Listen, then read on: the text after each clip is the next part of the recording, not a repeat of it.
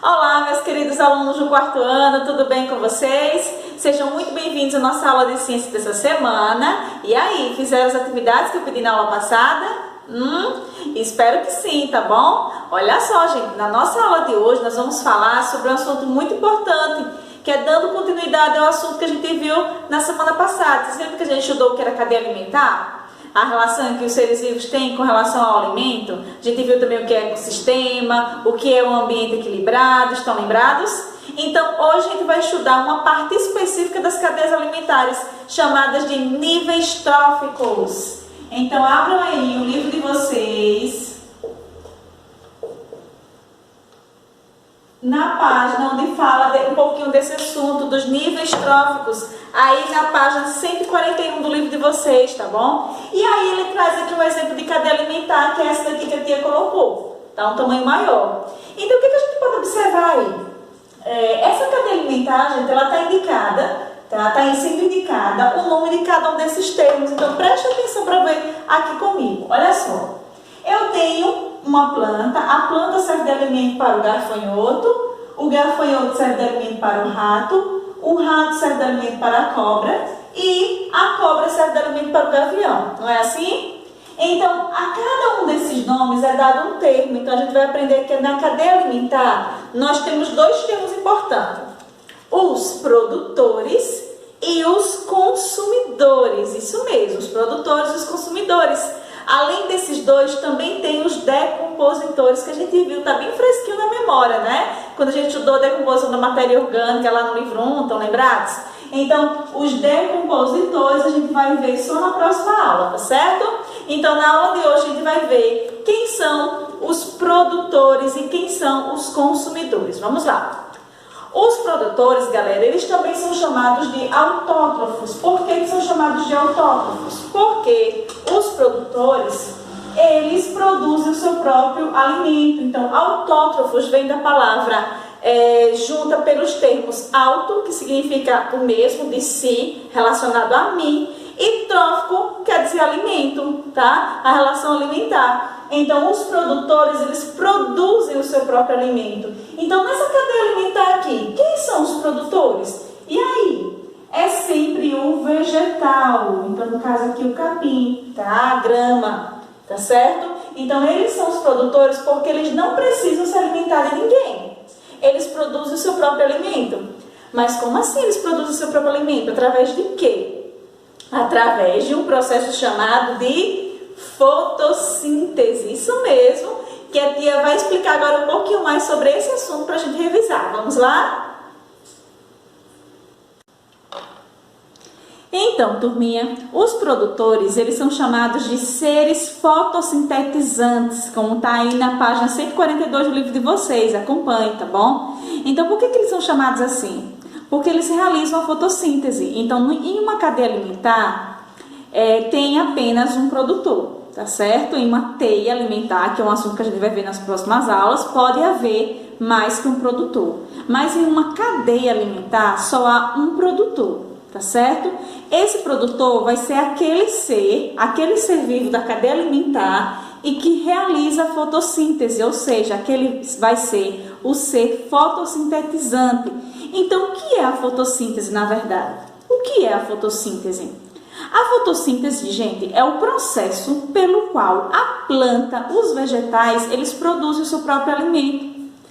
A maioria das plantas realizam a fotossíntese, inclusive também as algas marinhas, as águas do rio também realizam o processo de fotossíntese, tá bom? Então, para que serve esse processo de fotossíntese? Ele é importante? Sim, ele é muito importante, pois é através dele que a planta produz o seu próprio alimento, tá bom? E aí, ela serve de alimento para outros animais, tá certo? Então, a planta, ela produz o seu próprio alimento através do processo chamado fotossíntese. Mas como é que isso acontece? E aí, vocês sabem?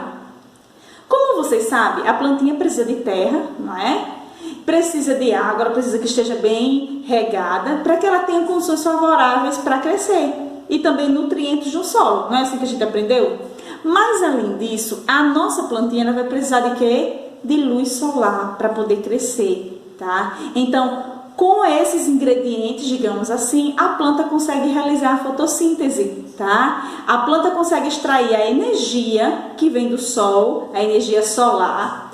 Ela é captada através das folhinhas, da pigmentação que dá a cor verde da planta, que se chama clorofila, é o nome da pigmentação que dá essa cor verde da planta. Ela capta a energia da luz do sol, transforma em outros nutrientes que eu vou mostrar daqui a pouco para vocês, e também utiliza de alguns gases. Há uma troca de gases, então ela absorve o dióxido de carbono que está na atmosfera, tá certo? Ela absorve os sais minerais e a água do solo, tá bom? E com todos esses ingredientes ela consegue realizar a fotossíntese, tá bom? Então a tia vai mostrar agora aqui no esquema como é que isso acontece. Então quem é o alimento da planta? É a glicose. A glicose, gente, é um tipo de açúcar, tá bom? É um tipo de açúcar que a planta produz, tá certo?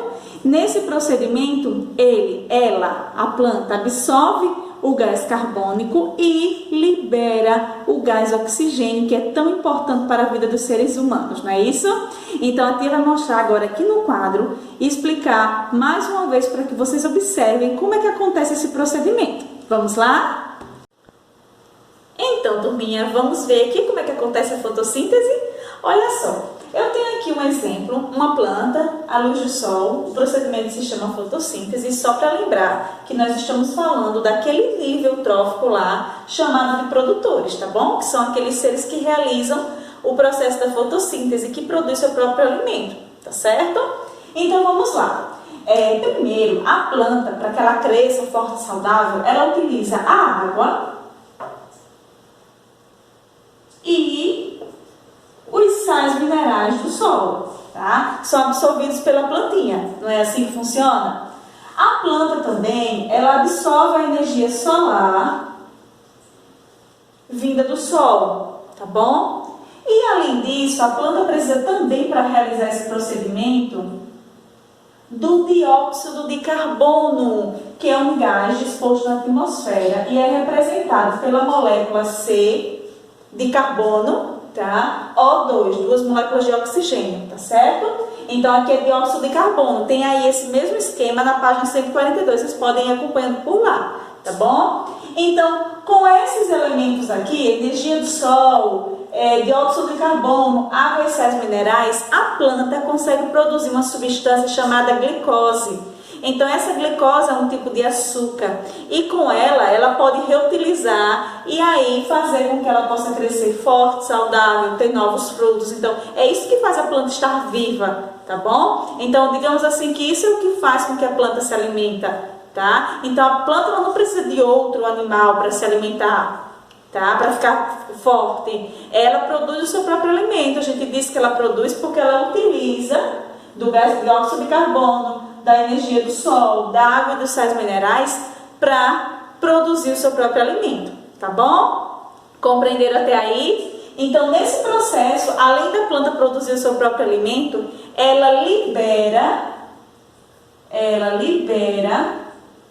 o oxigênio, representado pelas duas moléculas de oxigênio, tá bom? Então, aqui o oxigênio é um importante gás para a nossa respiração. É aquele gás que a gente utiliza para respirar. Não só a gente, seres humanos, mas também os animais, não é isso?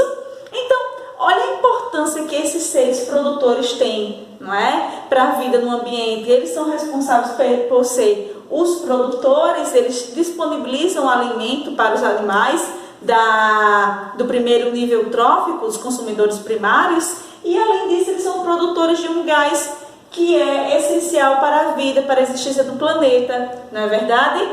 Além disso, gente, vale a pena a gente ressaltar a troca que o ser humano faz com a planta. Preste atenção.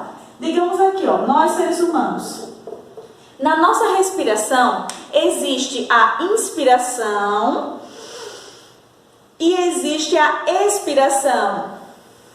Conseguiram compreender? Então, a inspiração é quando eu expiro gás. Enche o pulmão de gases. Então, quando eu expiro, eu solto. Então, nessa inspiração, dentre outros gases, eu absorvo o gás oxigênio. tá bom? Então o ser humano aqui absorve o oxigênio. E quando nós expiramos, nós liberamos quem? O dióxido de carbono, que é aquele mesmo gás que a planta utiliza para realizar o processo da fotossíntese, tá vendo? Então percebam a relação que as plantas têm com os seres humanos, com os demais seres vivos, não é? Então esses seres aí, os produtores, eles são essenciais para a manutenção da vida do planeta. Então daí é importante a gente preservar, não é? A vida vegetal, não é isso? Então olha só, turminha. Façam a leitura, tá, dessa página aqui, bem direitinho para a gente revisar, não só dessa, mas da página anterior, né, que começou a explicar sobre os níveis tróficos, tá certo? Deixa eu só enfatizar aqui os outros tipos de níveis tróficos que a gente vai ver depois que a tia explicar como é que vocês vão fazer esse experimento aí no Eu Cientista na página 143. E aí, estão animados para fazer? Então vamos comigo que a tia já vai mostrar como é que faz. Então, turminha, aí nesse experimento ele começa dizendo assim, ó, vamos verificar como o vegetal se desenvolve por meio da fotossíntese. Para isso, siga as orientações. Materiais necessários: algodão umedecido com água, 2 copos ou outro recipiente, tá bom? E um punhado de feijão de qualquer variedade. Então, como é que esse procedimento vai acontecer? Primeiro a gente vai colocar um pouquinho de algodão, ó, vocês vão precisar de 2 copos com um pouco de algodão, um pouquinho de água e feijão, qualquer tipo de feijão que vocês tenham em casa, tá certo? Vocês vão reproduzir esse experimento e acompanhar o que acontece, tá certo? Provavelmente na próxima aula a gente já consiga responder aí essa atividade, tá bom? A tia vai fazer junto também, vocês fazem em casa também e a gente vê como é que fica, tá certo? Então eu vou ensinar vocês como é que vocês vão fazer, bem simples. Vão utilizar 2 copos ou outro potinho qualquer, com um pedacinho de algodão e coloca água, até deixar ele bem umedecido. Não precisa encharcar, só umedeceu, ficou molhado completamente, já dá, tá certo? Colocou água, então a gente pega um pouco de feijão, pode ser, não precisa contar os grãos não, tá gente? Coloca aí uma quantidade que vale a pena, a gente coloca ele assim, ó, molhadinho, e vamos observar esses 2 copinhos. Só que tem uma diferença, vocês vão deixá-lo na presença de luz solar, pode ser na área, na varanda da casa de vocês, na janela do quarto, seja lá onde for, um ambiente ventilado. Quando começar a nascer, que tiver grandinho, daqui ele vem dizendo aí, ó, olha só, coloque 3 ou 4 sementes, um punhado, não é? Deixe o recipiente em um local arejado e com incidência de luz solar, que tenha sol, tá? Por cerca de 1 semana. Então, a gente vai fazer hoje. Semana que vem, a gente vai ver como é que tá. Os 2 copos vão ficar juntinhos nesse primeiro momento, tá bom? E aí, ele continua, ó. Deixe, primeiro, após o período de germinação, identifique os recipientes como A, crescimento da presença de luz, e B, crescimento na ausência de luz. Então, daqui a 1 semana, a gente vai colocar uma etiqueta nesses copos, um com luz e o outro nome sem luz. E aí, a gente vai pegar esse daqui, que está sem luz, o sem luz, vamos colocar em uma caixa fechada e vamos guardar em um local onde não haja presença de luz solar.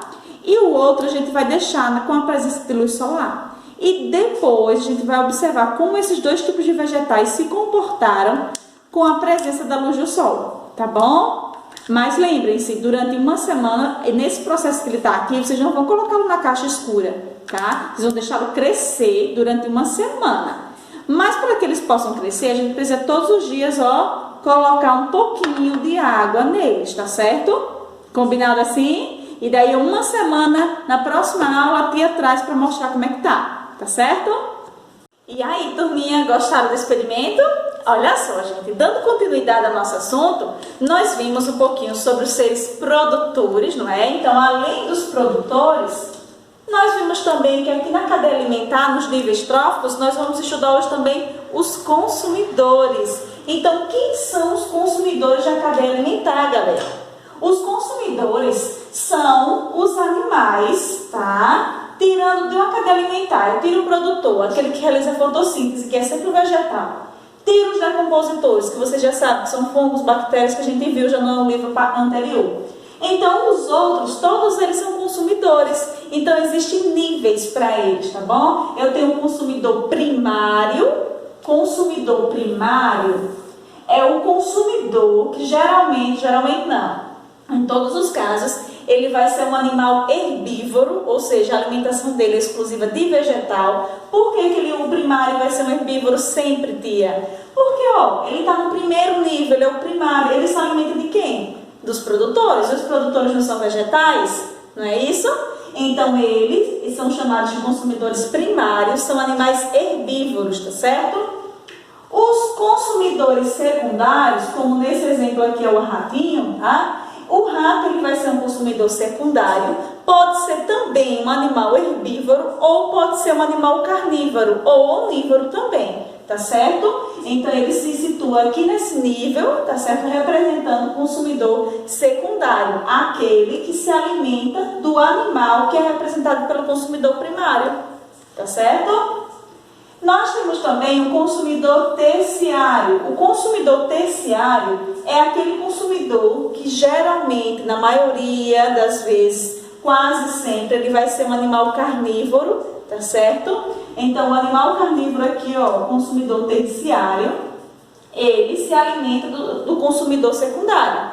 E existem também outros níveis, o consumidor quaternário e assim vai. Tá? Mas aí geralmente a gente só estuda mais esses três, na verdade a maioria vem até os três, até o terciário. Mas existem outros também, a gente vai utilizar a nomenclatura dos números para representá-los, tá certo? Então nós temos aqui a águia, o gavião, como consumidor quaternário, que é carnívoro também, ou pode ser onívoro, que se alimenta do consumidor terciário, tá certo? Então um vai se alimentando do outro. Estão lembrados também que a setinha aqui sempre fica apontada para quem consome? Estão lembrados disso? Vocês praticaram na atividade, não foi? Então, gente, os consumidores também são chamados de heterótrofos, como vem dizendo aí no livro de vocês na página 144. Por que heterótrofos? Porque hetero vem de diferente de outro, não é? E trófos é o mesmo do outro que a gente já viu, que é a alimentação, a nutrição, tá certo? Então, eles precisam do outro para se alimentar. Já nos produtores, eles são autótrofos, eles não precisam do outro, eles mesmos, em si, é um procedimento em si, intrínseco, tá? Ele mesmo produz seu próprio alimento, entenderam agora? Então, os consumidores têm os níveis, tá? Consumidor primário, secundário, terciário, quaternário e assim vai, tá bom? Olha só, gente, por hoje é só. A nossa aula finaliza aqui. Eu espero que vocês tenham acompanhado e tenham aprendido bastante. Olha só, gente, o que a tia vai pedir? Vocês vão realizar a leitura, tá certo? Da página 141, 142, a 143 também, porque vocês vão precisar rever aí para fazer esse experimento. 144, 145, releiam, é tudo isso que a tia explicou. Tira um momento, na próxima aula, vocês têm uma semana, a aula de ciência uma vez por semana, vocês revêem esse conteúdo, tá certo? Além disso, gente, eu vou deixar como tarefinha para vocês fazerem a atividade de fixação do conteúdo da mão na massa, que começa aí na página 146. Então, da página 146 até a página 149, que é onde termina essa atividade. Posso contar com a dedicação de vocês? Espero que sim, galera. Então, um grande beijo e até a nossa próxima aula.